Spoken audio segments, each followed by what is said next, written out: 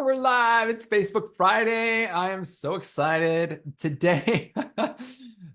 Is this deja vu? What's going on around here? I am so excited to be going live with you guys today because I did this Facebook Live once already, and it was a technological nightmare because of me. My Zoom connection with Facebook changed, and it was just badness happened. And Kevin was a trooper. We said a lot of super cool things together that a lot of people didn't hear. Um, so we're back, round two. Today's going to be really interesting. Let me just coordinate something real quick here on responses or on Facebook so I can see you guys' comments. And I'm so excited. Yeah, that means I gotta fix that. Okay, so now I can see you guys' comments. Very cool. I need to frame today's conversation for a number of things. So let's just get some stuff out of the way. First off, our guest. Well, no, I can't introduce our guest until I introduce something else. Dang it. All right, Kevin, I'm coming to you in just a minute. So I've been putting together a course, and you guys know we've done Facebook Lives about some of these worksheets that we've built in order to be able to help you to understand your profitability better, understand your costs better, understand where the pain line is. If you're selling below cost of what it costs you to be in business, you understand why you wake up in a panic attack every morning trying to figure out why I can't make ends meet. Today's conversation is going to lift a big lid on that, but I digress. I mean, I'll get there. And so I've been putting together a course to help people understand that worksheet better. And in that course, we talk a lot about the literals and the numbers and the nitty gritties. And we talk about how it helps you understand your business in a very important light. And it is important. You need to know what your numbers are, especially if you plan to scale and if you plan to sell. There's just a lot of good reasons to understand your numbers. The problem with numbers is that they're cold and they miss a lot of what's going on in society, pop culture, changes in the world and the environment, your heart, your soul, and most importantly, what we're going to be talking about today, what makes you different. So today we're going to be sort of adding additional information on top of knowing your numbers. Not a bad thing. The problem is your numbers are going to hold you back. We're going to talk a little bit today about how numbers can hold you back when you only listen to numbers and you stop listening to your heart and your soul and what it is that you aspire to do and be. Because you will put a lid on yourself. And I don't want to steal any of Kevin's thunder, so I'm not going to go any further into that. But now I need to explain to you guys why this course / Facebook Live is so important to me personally. So, gosh, Kevin, 15 years ago, how long ago did we meet? Something like that. Yeah. Yep. 15 years ago, Kirk Kempton just started a window cleaning pressure washing business, graduated from college, thought I was going to start something really cool and special. And I did. I started a window cleaning company that fed my family and a few others. And I think we did some really special stuff in that company. It was much more than just a cleaning company. We were a customer service company that happened to do windows. That was our tagline. Anyway, I was at a conference and I met Kevin, and you'll see as we discuss today, buckle in. Kevin is different than anyone you've ever talked to. Aren't we all? Aren't we all though? Not like you. No, Kevin is a deep thinker, and he's passionate. And I think a lot of people may think deep and be passionate, but Kevin has a way about him of seeing the world through a lens that I don't know how, but has sort of gone up above the minutia that I tend to get stuck into. So it's always really good to hear you speak. And I heard Kevin speak at a conference, immediately grabbed lunch with him, like weaseled in, "Hi, Kevin, can I be your friend?" And ever since then, I really just always listened to Kevin and what he has to say. And then we kind of parted ways. Kevin sold his window cleaning company, and he's written books, one of which we're going to be speaking about today. But I bought $600 an hour, The Naked Window Cleaner, Whale Vomit Method, like a bunch of books that Kevin's written, and just such an interesting bend on the real reality that I think for some crazy reason we're all afraid to look at. it's not even that bad of a reality. It's actually a great reality that we, for some reason, shield ourselves from. So we'll uncover that today. And then Kevin and I reconnected just, gosh, a couple months ago. And it's just been an absolute pleasure to be able to talk to you again, Kevin. So thank you. After all that, Kevin, world-class marketer and author, speaker, super awesome dude. Thank you for joining me today on our Facebook Live and on this little course that we're putting together. My pleasure. So Kevin, as we're getting started, I think we need to start a little bit with just digging in on what your perspective of maybe, because marketing is a big piece of what we're going to be talking about today. You know, we're going to get into deliverables and other stuff, but from a pragmatic perspective, we have to start with sort of what you visualize as marketing and differentiation. Can you give us a little, like maybe even your journey that you've been on of how you have over time gotten to the point you have of the way you see marketing and differentiation? Yeah, so I just turned 50, 5 months, I guess not just 5 months ago now. But when I was 25, I got married to my ex-wife, and I needed to support us. But I also didn't want to work a lot. I wanted to only work 2, 3 days a week maximum. And the last 25 years, I've only worked 2.5 days a week on average. Like the last few years, I've worked about 1 day a week on average. These days, I'm working a little more because I'm building something really cool. But yeah, so because I only wanted to work so much, if I wanted more money, it wasn't possible to, do more work. It wasn't possible to get more clients and fill my calendar because I didn't want that.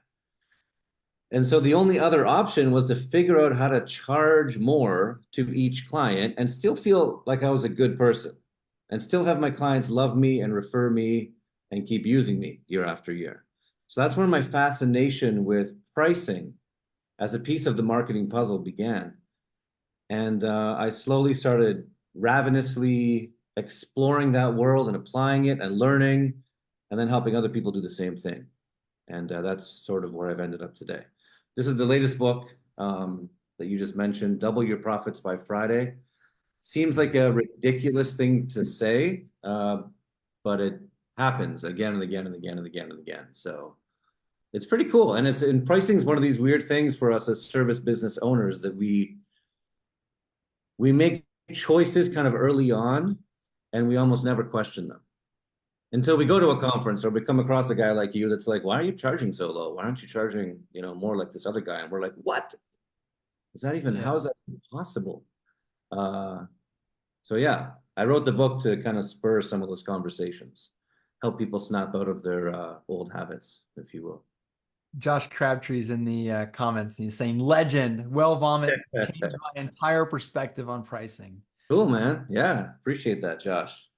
And I'll tell you, Josh isn't the only one. I think that it'd be impossible to read that book without really changing. I mean, and I don't care how long you've been in the game, it will change the way you think of pricing and your perspective because of what you just said. You start on and you build like this foundation of beliefs that may not be true, or at least they are true in a very limiting sense. And it works enough that you don't ever go back and reevaluate, which, today we're gonna be talking about that. So Kevin, I started off by sort of introducing the fact that this particular interview today is built upon the premise that it's not a bad thing to know your numbers, but your numbers can really limit you. And doubling your profit by Friday, like you said, it sounds ridiculous. And so I'd like to sort of dig in to talk a little bit about the premise of the book, Double Your Profits by Friday. And I want to, and with the intention that my follow-up questions are going to be really geared towards not just hearing examples of like things that people have done to sort of just get people's creative juices flowing, but also the concept that your pain line of where your break-even point is probably higher in almost every case of people I talk to You think that charging $125 an hour is a lot. Then you find out that it costs you $165 an hour to be in business. And now you're getting ready to tell some people something that's going to break their brains. So as you go through this concept, just know that my follow-up is going to be on like, we need to help you encourage people to understand, that not only is this possible, but these aren't just theories. Like it's working. So we'll dig in on that as well. Okay, well, let me start by pointing out the subheading then. So you can see it says how I help my world-class clients double, triple, and 10 times profit margins on their very next transaction. So when I say double your profits by Friday, I'm talking about the profit that you will earn on your very next client that maybe has asked you for an estimate this past few days, and you're preparing the estimate now. I'm saying if you stop and you take a look at what's in this book, that's when the magic can happen. And the real premise of the book is that all of these calculations you're doing at the moment, like right now, to figure out what to charge people, they're falling into one of 11 toxic patterns that make up this acronym, timid AF, EWES. So I like to say that your pricing has been timid AF up until now, and that you're being a sheep, EWES. But what's funny is that those 11, I have never met a world-class service business owner that is not being seduced and ensnared by at least one of these 11, sometimes all of them. And having said that, I need to clarify for the sake of full transparency. Again, this can only help you if you're world-class at what you do. I was going to point that out is that, it's not bolded there on the page, but there are people here in the, comments that are like, anyone can just double their profits. World-class, key phrase. And it's the key to not being a charlatan, right? The thing is that I think a lot of people who are like, oh yeah, I can't do it. If you looked at the kind of work you do, you would probably agree that you do world-class work. If you take your business seriously and you give your customers everything they've asked for and more, you fall in that category. So keep listening. Well, I actually want to disagree with you. Oh boy. So actually define what world-class means to me. Okay. You put that, or is it reversed? No, I can read it. It's ultra hard, ultra important. Yeah, I can read it. That's right. So those two things, that's what I believe makes it defensively world-class. So you can't just be good at what you do, but you also have to do things that are hard or impossible for your competition to do. And that your client cares about. So it can't just be different. Maybe not everyone listening, this doesn't apply to then. Yeah, maybe not. And if so, then you can safely click away because this isn't going to help you. Yeah. Okay. Fair enough. All right, go on. Yeah, but if you are, and I mean, if you're associated with Kurt, if you've been listening, if you've been learning from him, no doubt you are probably world-class in a way that you're not reconnecting with. So part of this process is actually, stepping back and going, okay, hold on. What do I do that people seem to rave about, that they have trouble sourcing from other vendors? And what do people keep asking me to do that I don't want to do? Naturally, like those are both opportunities to kind of mine some world-class potential or lean into our world-class offering a little more fully. I'll give you an example, actually, a really quick one.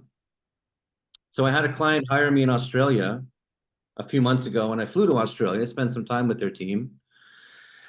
And when they hired me, they were already the most expensive vendor in their city by about 3 times.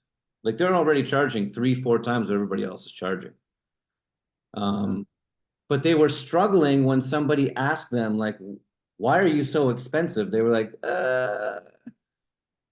because the market is supporting our price point, because we do good work, because our clients love us and rave about us and refer, but they didn't have a clear articulation or even a connection to all the magic that they were producing in the lives of their clients. So it was cool to be able to spend that time and help them really connect, so that from a soul level, like a deep, authentic, genuine place, they can feel amazing charging five, six times more than everybody else. You know, there's nothing gross about that. There's nothing wrong. There's nothing greedy or exploitative about it. It's just understanding what people are willing to pay the most for and seeing if maybe you have that thing. Yeah, I always use the term when I'm talking like from a stage, for example. I'll say, what do you do that's unshoppable? Yeah, Everybody knows about I'm unstoppable, but how do I not shop you? How can I not shop you out? yeah, totally. That's a great word. Never heard that one before. Yeah, if Shop. you offer something, I'm done.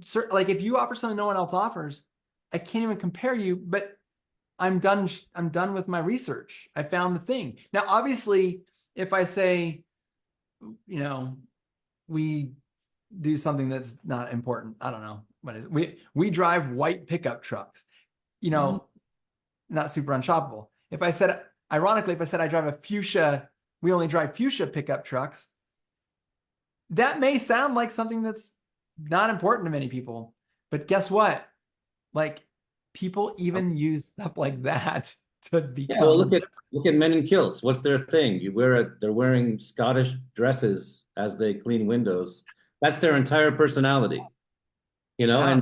And some people are like, that's weird and cool. I'm a little bored. Yeah, let's hire those kilt dudes, you know, and that's enough. Like they're it's a gimmick. I mean, there's probably a market for people dressing up like chickens also and washing windows. You probably could start a chicken window cleaning company. But I doubt men in kilts can charge a penny more than the competition. They just offer a slight distinction that's weird enough that Yeah. people feel that way. Weird. So Yeah. that's it. It's unshoppable. If you really need someone in a kilt to clean your windows, by the way, Chris Carrier, the guy, one of the founders of that company, love that guy. Super cool. Just as good as a guy could be through and Yeah. through. He's since stepped away, um, but yeah, a little bit gimmicky, yet it just baked in a certain value. I also have a good friend, Richard Whitlock, who is actually Scottish, was cleaning in kilts. This is not Chris Carrier that did this, but Men in Kilts sued him. He had to change the name of his company. He couldn't wear a kilt when he cleaned windows anymore. I mean, and it was a absolute nightmare. Um, that's just an interesting differentiator, not building a lot of value, right? So Well, we're going to get, it is, but it's not a value proposition that's supporting a higher price point. yes, yes, Like it's exactly. stealing market share at like either very low or average prices. And again, that's not what this book is about. Yeah. Unless there's a segment of the market that spends the highest amount of money that secretly craves kilts, then that would work, but it's not true in pretty much any market, it seems. Yeah. Yeah. So let's sort of dig into that. So maybe I don't know if you want to go anecdotal here and like share a story. I don't know if you want to just get conceptual, but I'd love to share with the audience an example from, and I know there's examples in the book. And my goal here is not for someone to like finish this interview and think they don't need the book because you actually do. There's no way we can get into all 11 items. But I would love to sort of share a concrete example of someone who did a practical, pragmatic thing that's hard and hard to duplicate and added value and was shocked at what people were willing to pay for it. Yeah. So I have a good friend. He's actually my closest friend. He is a service business owner. He installs and designs septic systems on the West Coast.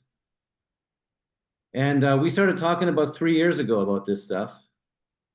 And he was very hesitant. And he has this big heart and he loves the people that he works with. And he's like, nah, I don't want to like take advantage of people. And it took a lot of conversation to get over that. But he ended up hiring me and trusting me and took a leap. And his next client ended up hiring him and paying him 100% more money than his last client had paid him. And he was just kind of confused at how easy it was, first of all, and how happy they were. But then he turned around and his next client paid him 900% more than he would have charged. And it's almost like the scales fell off. And what he was doing was basing his pricing on what he thought other people that are selling the same kind of thing are charging. and charging a little bit more. And that's very common in pretty much every service business, and we get all huffy and proud. And we're like, well, if you want the cheapest, we're not for you. We just like being, more than the average or more than the cheap guys. But what he really did was connect with all of the incredible value that he was already delivering. So what else is cool about this process? This is not about reinventing your service offering. What I'm saying is that if you truly are world class at what you do, you are already delivering a service experience that will justify double, triple, 10 times profits on your very next transaction. So for You him, know, again, it was time, it was the amount of money he was spending on materials and competitive forces that were messing with him, that were blurring his ability to set a price that is appropriate for the intervention, for the offering that he was bringing to the market. so what you just talked about is what the first part of this course that I did was about, as far as the spreadsheets, the worksheets, the figuring out what your costs are. And you keep throwing around doubling and tripling prices. In the last course, just before this one, we talked about taking an hour and a half job and cutting it down to an hour. And that increases profits dramatically. Why? Because the first part includes your costs. When you double your price, if you're only running at a 50% margin, you effectively tripled your profits because you got that profit 2 more times. So I think people need to also understand, every time you, even if you don't have to change what you're doing, like you said, Kevin, if I'm already doing something that's world class and I'm able to charge a little bit more for it, I could effectively, especially if you're running really thin margins right now, which I know a lot of you are. There's some of you who are running at like a 10 or 15 or 20% margin. You realize that when you give a 15% discount or 20% discount, you're working for free. And if you raise your prices by 10 or 15%, you're making double the money. So You've doubled your profit. You've double doubled your your profits. So I think people treat these little discounts like they're no big deal. But if you're running thin margins, not only should you be listening to Kevin right now, but understand that when he's giving these examples right now of people doubling or tripling the price, profit. yeah, that's Yeah. quadrupling, doubling, 10xing profit. Yeah. So Yeah. that's an Yeah. important lens to be looking through, especially for a group of people who've been looking at their numbers. So, okay, so you said that he was using the price of materials and labor and competitive forces to determine his price. And then what changes? So what changes is, and what's interesting about all of that, it's very inward focused. Hmm. So it's not about, none of that stuff is about the customer. It's about yourself and your own garbage that you're dealing with when you're, being invited by a client to bid on a job. What's cool is that when you let go of all this ego stuff and you actually focus on what the client is getting from you, that is unshoppable, that is highly valued, that is transformative, that is they're so grateful for because it's filling a hole that they cannot get met, cannot get satisfied any other way. When you connect with that, it's almost like, oh, that's what you want. It's got a great example is restaurants these days and bars. Like, I don't think you're a big drinker, Kurt, but I know you're familiar with bars. But so many bars today, are well, you've seen them on Instagram. You've seen pictures of bars on Instagram. But you see them like bars and restaurants these days mostly have crap food and pretty drinks and incredible atmospheres and Instagrammable little spots and over the top bathrooms and one or two drinks where there's like dry ice and something sets on fire and there's a thing because they're like, that's what people want. They want to show it on Instagram. They want to brag to their friends. They want to make people jealous. It doesn't matter that the chicken is dry and the asparagus is old from 2 weeks ago and that the salad is tiny and that the server is rude. Like that stuff doesn't matter right now, for the high expensive end of that market where all the profit is being made. So it's really cool. Like they figured out it's not that other stuff. And that's why the little mom and pop shops that have the best pizza are like struggling. Yeah. They don't get it, like they don't understand what the market really wants. Yeah. People Yeah. willing to pay the most. Yeah. That's what it means, the market. The people willing to pay the most. Yeah. Okay, so this is so fun and interesting because a lot of times, like I happen to know about Swiss and Sennheiser, the company that you did, and the value proposition was, well, your Windows clean in under 24 hours or 24, 48 hours, Yeah. something like that. It was about time, and it was like, hey, you want your Windows clean? You get it done quick. It had nothing to do with clean glass. It had nothing to do with uh, the quality of the work, and yet I make great pizzas, and no one's coming to my place to eat. Now, I know you didn't have dry ice and fires and stuff that you used at Swiss and Sennheiser, but you did some things. And Mhm. I remember, I'm just going to parrot back to you what I remember seeing. I remember the font. The font just Mhm. reminded me of an expensive watch. I Yeah. remember the color of the websites. I remember the coloring of all the pictures. Yeah. Everything looked like it came from a Gucci website. Um, and I remember that the experiment you were doing is like, is this something that matters to the market? Yeah. And will they pay more money for it? A lot more money. And I think with your mindset of not wanting to work a lot of time, it was a game you could play. Like, we'll do it. But It's I'm funny. curious. Yeah. Oh, sorry. Go ahead. I cut you off. No, it's so fun. I was just going to add an aside to that to prove your point. Like I'm currently in the process of launching a hedge fund this summer with my partner, which I've never done before. Really fucking cool. Sorry, really cool. Sorry, that's the first time I swore. I'll try not to again. Sorry, everybody. I apologize. It's a family-friendly course, What? man. I apologize. Yeah, I'll try not to let it happen again. Really cool. But in the world of hedge funds, everybody plays the same game with names. It's like it's like Stone Mountain Fund, or it's like, River Rock or Black Rock, or, Gray Strong, or, it's all this hilarious kind of like, Strong, powerful, oh, immovable. yeah, Yeah. pretty Vault. funny.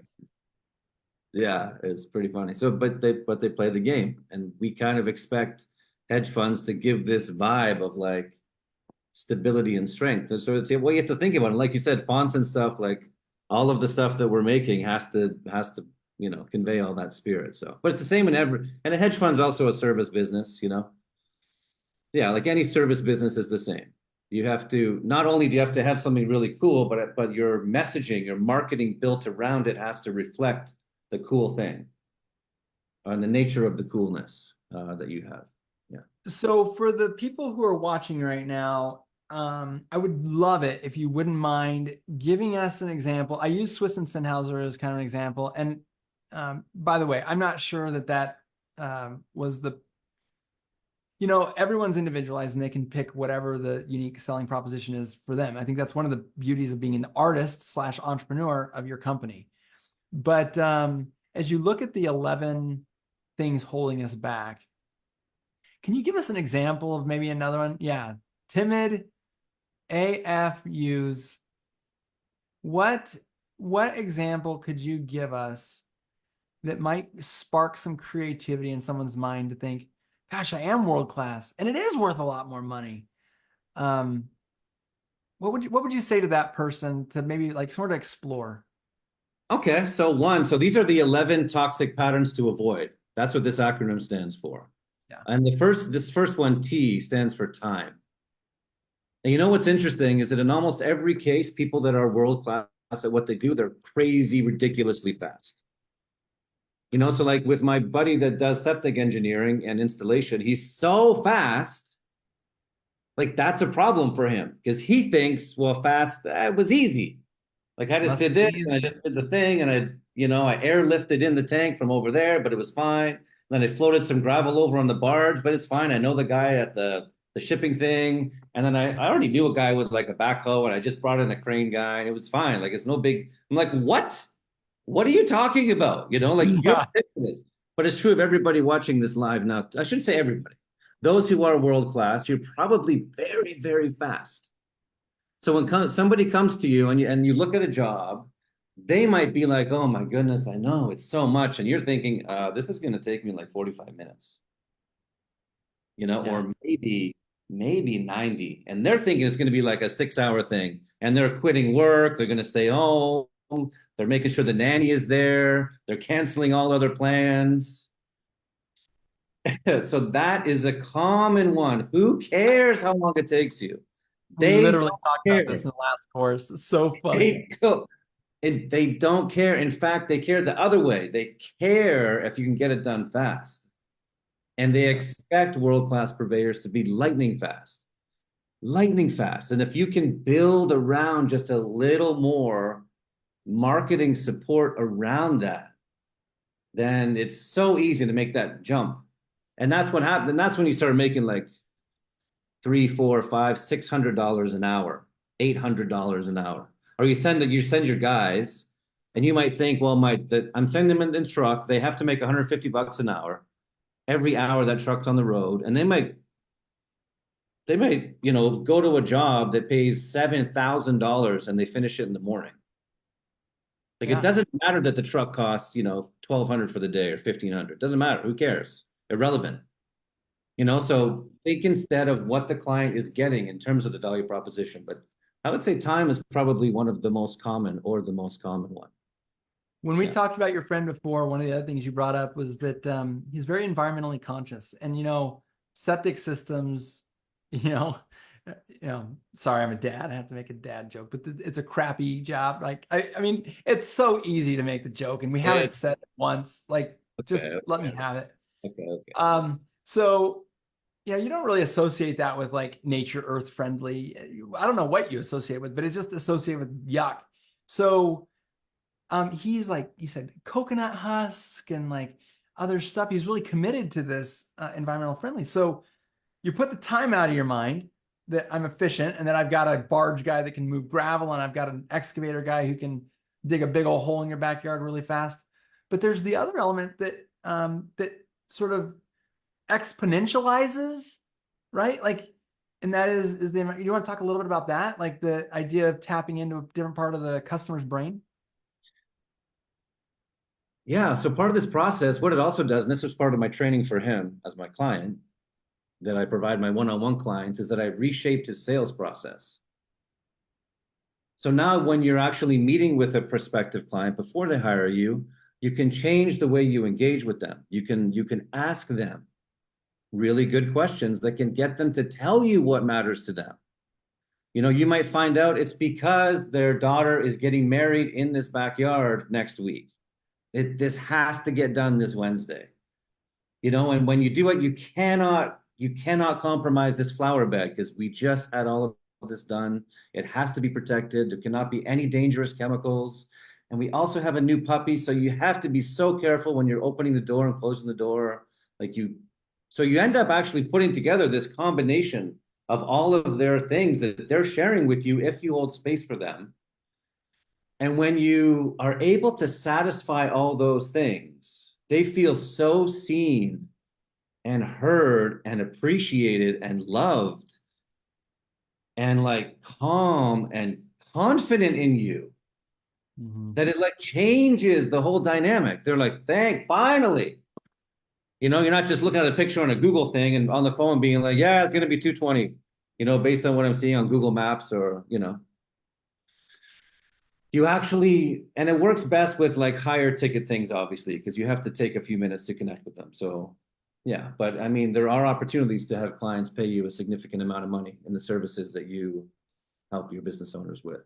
But that's a big part of it. It's focusing the entire sales interaction on them sharing with you what it is that they're looking for. And like you said earlier, that we all can be an artist around this and choose what we feel drawn to, but you can also do the other thing. I mean, you're already delivering this, I said, to the market, so you actually can reach out to your favorite clients, the ones that you wish you had 100 more of, and start to pick their brains a little bit. Be like, why didn't you go with men in kilts? Why didn't you go with the cheap guy?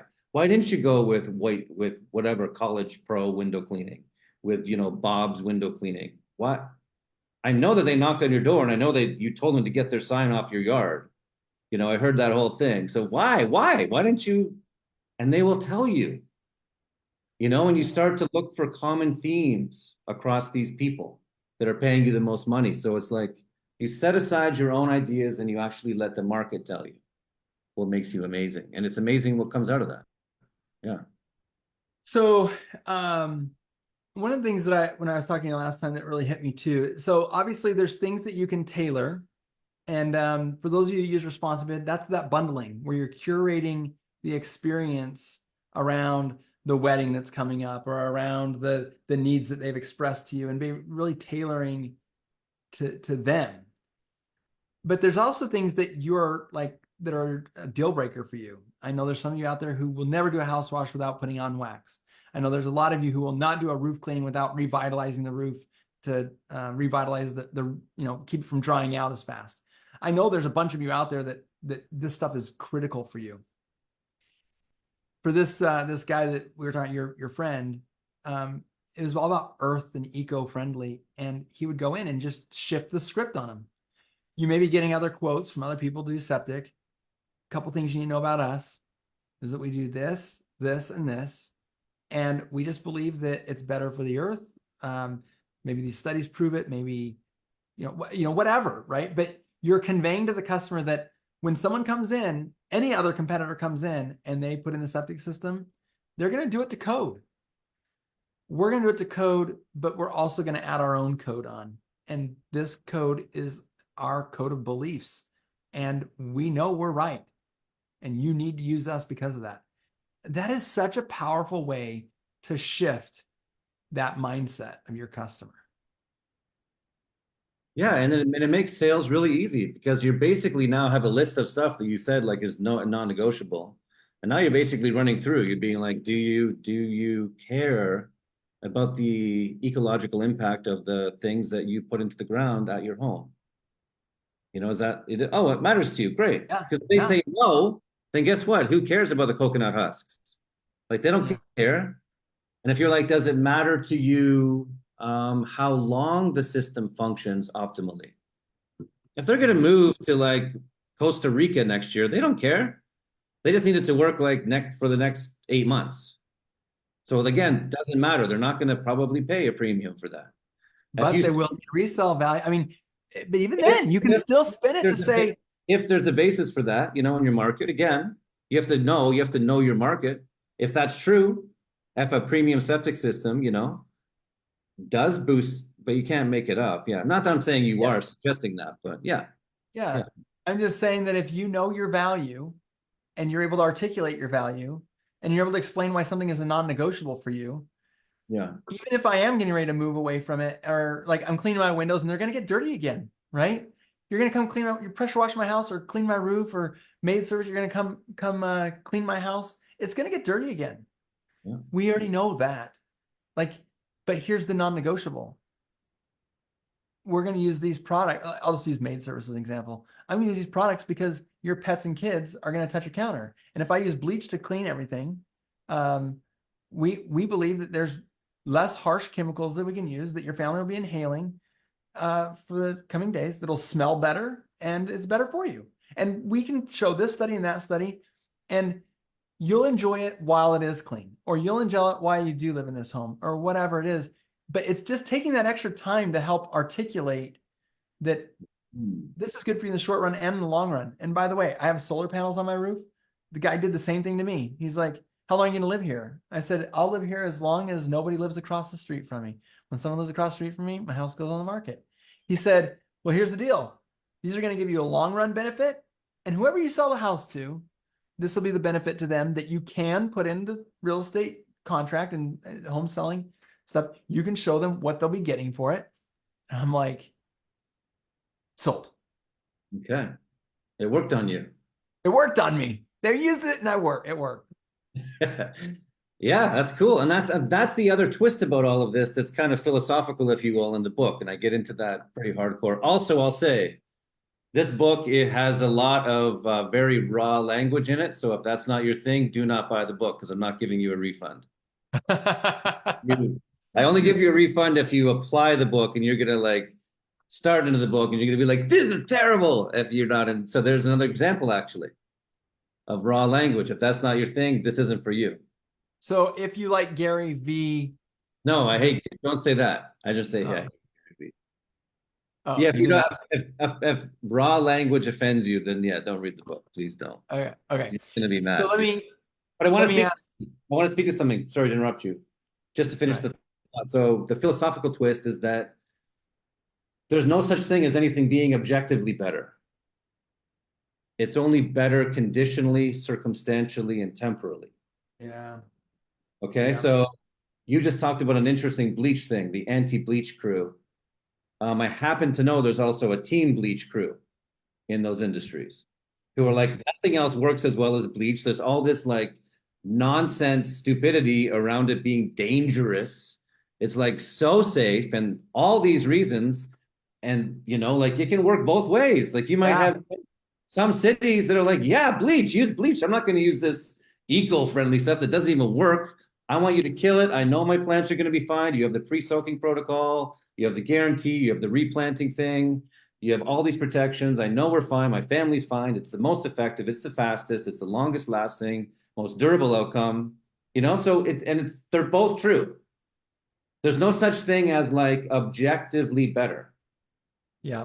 Everything is only subjectively. And that's so funny you say that. So I have a son with dyslexia, and we tried shoving him through the school system as hard as we could until we just about broke him. And we didn't even get him diagnosed because we didn't want to give him a crutch. We get him diagnosed because there's no other options. That's the problem. He's got dyslexia, dyscalculia, and dysgraphia. Those are three things that are really hard and different. But here's what we were taught, and I think this is a critical piece of what you're talking about. My son is very smart, very smart. His grades look like he's not, but the grades are wrong. The grades are measuring him against the comparative of what the type of teaching and the type of testing that determines those grades.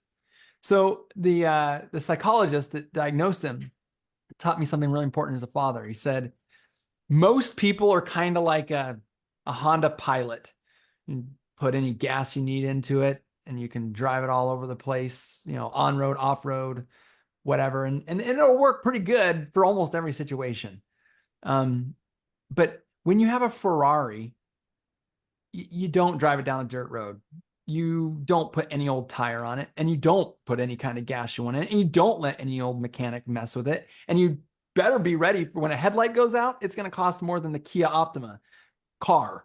Like it's going to cost you a lot of money. And you take it into maintenance even when it doesn't need it, and you get a scratch on it, you just devalue your car by this much. He said it's a different set of rules, but is a Lamborghini or a Ferrari or one of those like crazy cars, is it better than a Honda Pilot? Well, if I'm on a racetrack, it sure is. And if I want people to see the flashiness, it sure is. But objectively, I think people would know that it's worth more money. But also objectively, a lot of people are not prepared to maintain, take care of, and use a thing like that. So your market shifts. And guess what? There's some people who have a Lamborghini in one bay of their garage and a Honda Pilot in the other bay of their garage.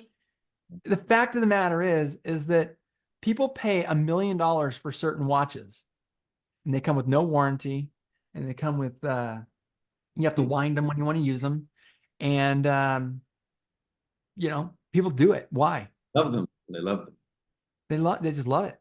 They just love it. Second and a third and a fourth and a fifth. And guess what? They can tell the time less good than your cell phone connected to the satellite can tell you the time. Yeah. But Funny. Not about that.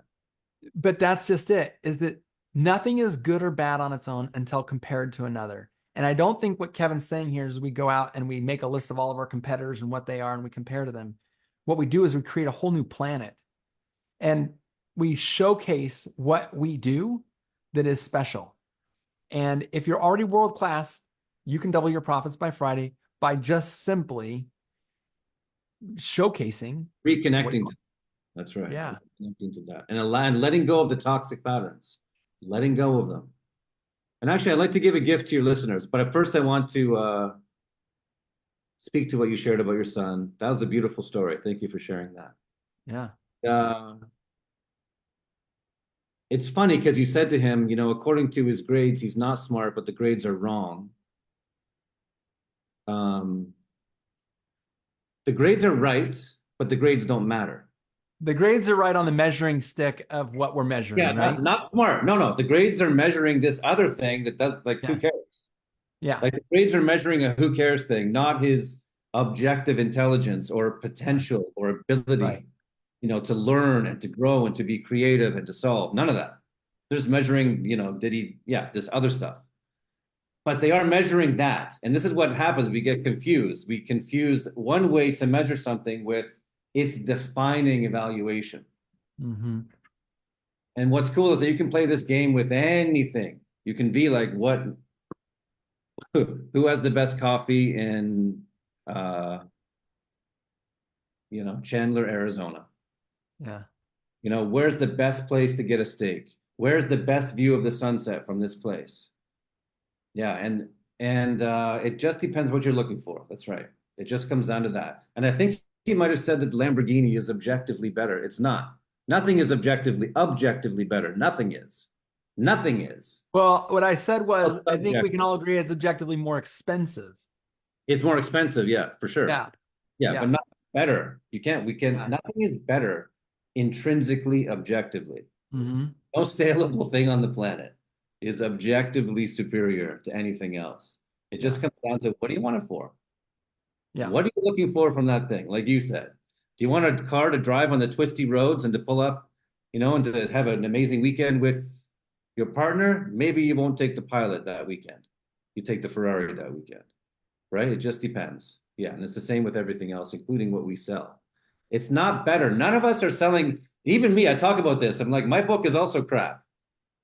And my services are garbage. All of the services I've ever sold are garbage. And by garbage, I mean objectively worthless. Like, objectively worthless. It's only conditionally, circumstantially, subjectively a value. Then it's incredibly valuable.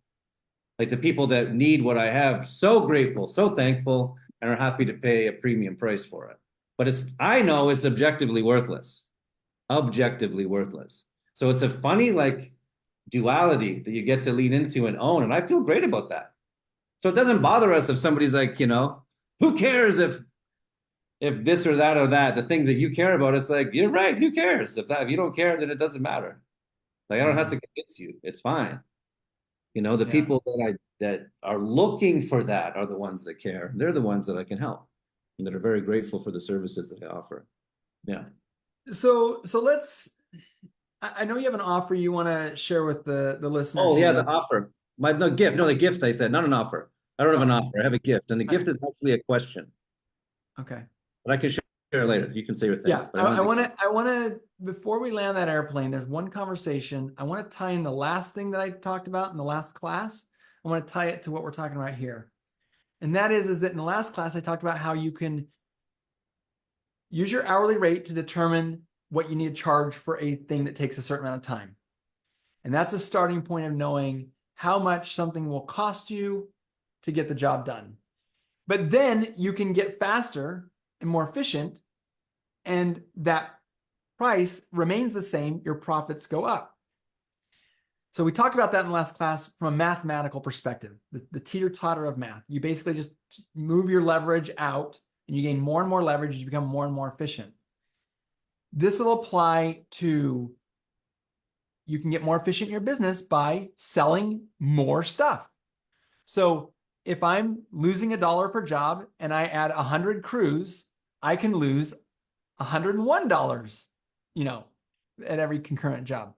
So we can extend with more sales. And the same is true if you're making $100 per hour on each job and you get a bunch more crews, you'll extend that. So we've kind of already gone over that part. But what I want to talk about is in terms of what you're discussing, which is taking that baseline of knowing, okay, there's your pain line. Cool. You know what it is. We're not even going to get close to that because we're going to lift above it. So I guess where I want to go with this last thing is, as we finish this class, breaking through the barriers of showing your value and connecting customers to that value. what would your sort of next actionable step be? By the way, probably to buy your book, but what would the next actionable step be for someone who's saying, huh, I think I get it. I don't have to just become more efficient or bigger. I could stay the same size that I am and play this new, like a new, instead of playing checkers, I could play four-dimensional chess. What does that beginning process look like? Okay, so I believe the answer to your question is the gift that I wanted to offer your viewer on this. Oh, Yeah. sweet. So this is the Let's gift. do it. The answer is to ask yourself a question. And the question is, think of the last job that you priced, the last quote that you gave a customer. So I actually want you to think of one, like the last one you gave somebody in the past week, probably. And the question is, how did you come up with that price? Okay. And what happens when you ask that question is that you actually hear spewing out of your own mouth the toxic patterns. One of these 11 or multiple of these 11 patterns. Like, for example, this one,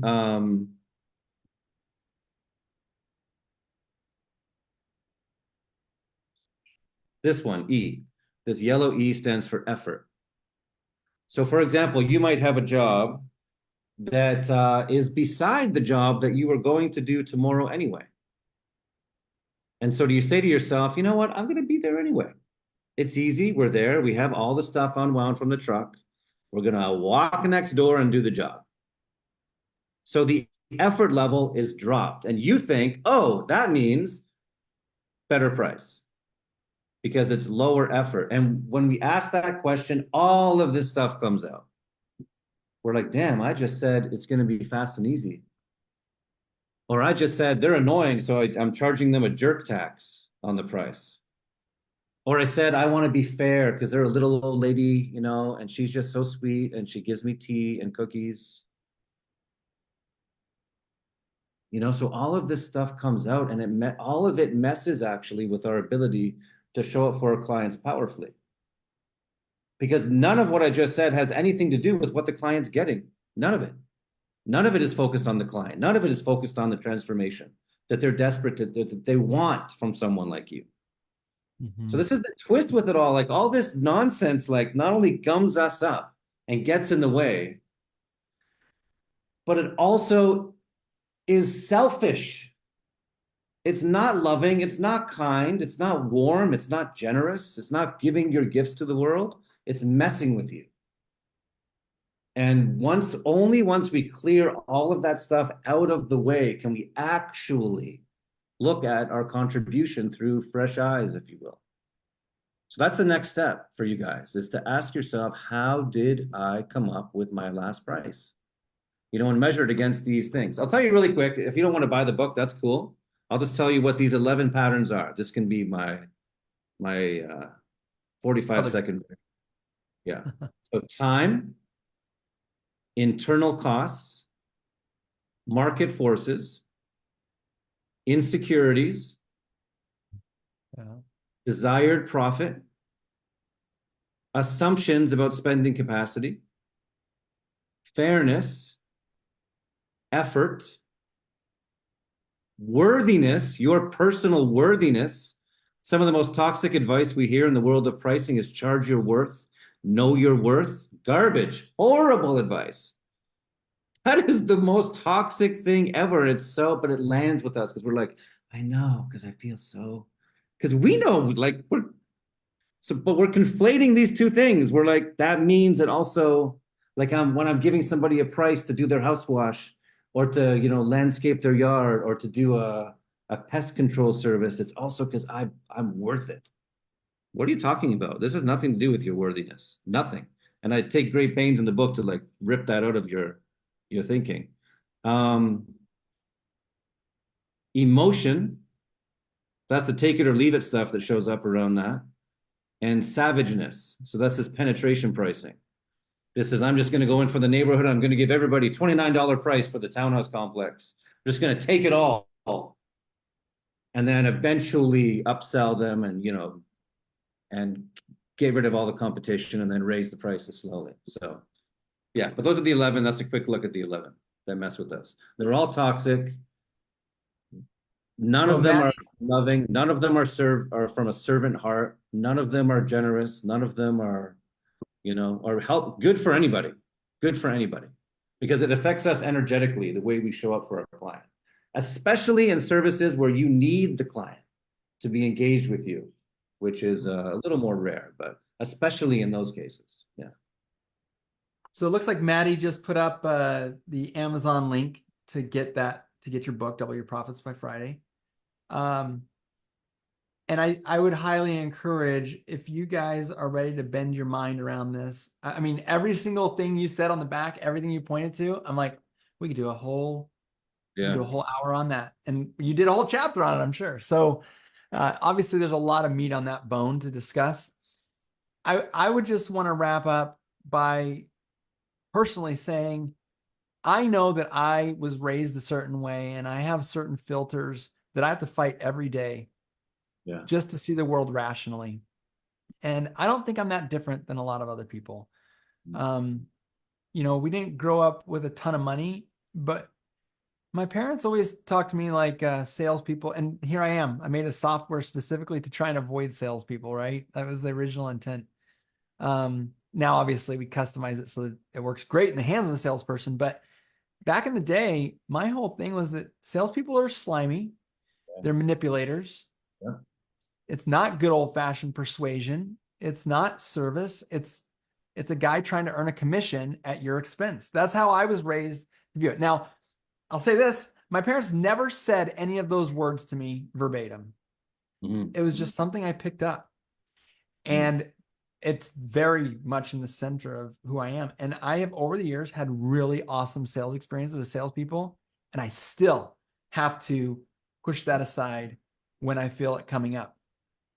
I think that as you pointed each of those things, emotion was actually one of the ones that you pointed to, but each and every one of those has an emotional burn inside of me that conflates to an experience or something that I've had that's unique to me. And I think that that is the key to today's class, is that you are looking through a very specific kaleidoscope that's calibrated exactly to the experiences that you have had.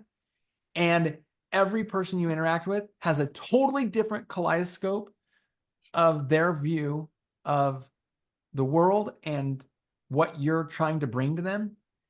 Your best thing that you can do is get your kaleidoscope out of the way and really present the true offering that you have and price it to match, or probably in your case, in getting your kaleidoscope out of the way, to exceed what you thought possible, so that you can get out of your own way and allow your business to build what it needs to build. I just think that's such a valuable Huh. Yeah, perspective change. that's so good. I'm sorry, I didn't mean to interrupt you. It's so good though. Yeah, I like it. So I was going to say, do you have any those are my final thoughts after having this conversation. Do you have anything else you want to share?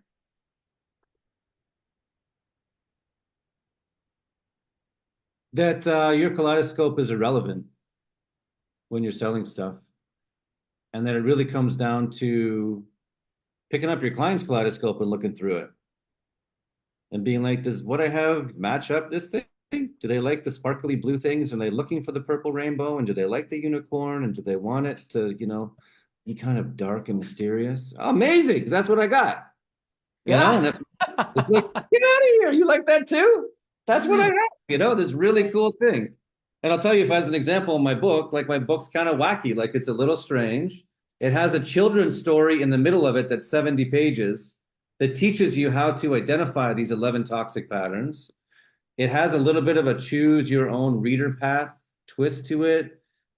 It's got like some really raw conversations including some personal experiences that I won't disclose on this call, given the nature of the majority of your audience, but that again is never talked about, that all contribute to this outcome. But again, it's only for someone that is into that stuff and likes all that stuff. Yeah. And that's true of everything, including what we sell. So yeah. And it's all beautiful to someone that appreciates and sees the beauty, and it's all ugly and garbage to someone that doesn't. And that's cool. That's fine. People will out when I'm cruising. I don't have one, but I'm gonna get one. When I'm cruising in my Rolls Royce SUV, people are gonna be like, "Look at that jerk! Look at that idiot! Look at that stupid guy! Look at that showy guy!" Look, and then I could just smile and love them and be like, "You're right." Like to you, that's true of anybody that drives something like this. But I can also say, I have my own experience of it all too, and they're both equally true. I'm not Yeah. more true than them, and they're not more true than me. Yeah. It's equally true, and that's okay. And that's what's kind of really beautiful and cool about it. Yeah, so it's very light and joyful and loving too, when you lean into all this, which is kind of an unexpected twist for a lot of us. Yeah. Well, Kevin, thanks for joining me today. I hope that everybody who has listened has really taken the time to look inside, because this is that thing that you will never do on your own. Like, it just doesn't seem to happen on its own. You have to take time to stop in the minutia, get out and shift your perspective and look internally. So this is fantastic. Um, Kevin, I appreciate your time. Those of you who are joining us on Facebook Friday, join us next week. It's going to be a fun one, actually. We're going to be speaking with Emily at Spectrum Window Cleaning. She works with Sid Graff, his company in Montana. She's going to be talking about how they get 100 bids every single day. And I'm sure a lot of you are wondering, what kind of drum are they beating to get that many people interested in what they have?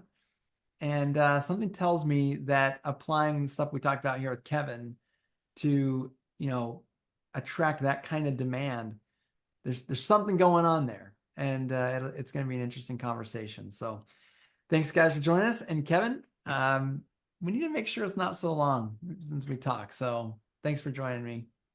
And it's been great, man. Yeah, loved it. All right. We'll see you guys next week. Bye.